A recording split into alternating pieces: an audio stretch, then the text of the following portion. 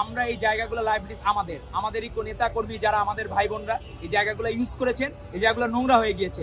আমরা কখনো চাবো না এই জায়গার নোংরা সাধারণ মানুষের ন্যূনতম কষ্ট হোক। সেজন্য আমরা এই জায়গাগুলো ক্লিন করে দিয়ে তারপর আমরা যাবো, কাজ শেষ করে যাবো।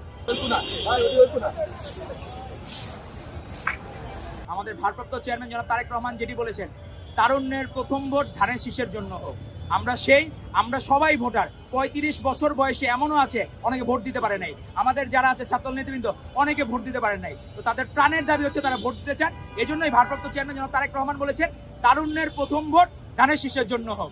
সেজন্যই প্রথম ভোট ধানের শীষের পক্ষে হোক, প্রথমের প্রথম ভোট ধানের শীষের পক্ষে হোক, প্রথমের প্রথম ভোট ধানের শীষের পক্ষে হোক, প্রথমের প্রথম ভোট ধানের শীষের পক্ষে হোক।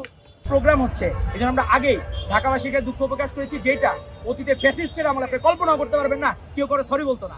সেই জায়গায় ভারপ্রাপ্ত চেয়ারম্যান এবং বাংলাদেশ জাতীয়তাবাদী ছাত্র দল ঢাকাবাসীকে আগেও সরি বলছে, এখনো সরি বলছে। আপনাদের যে ন্যূনতম কষ্ট হয়ে থাকে তার জন্য আমরা দুঃখিত, আবারও দুঃখিত।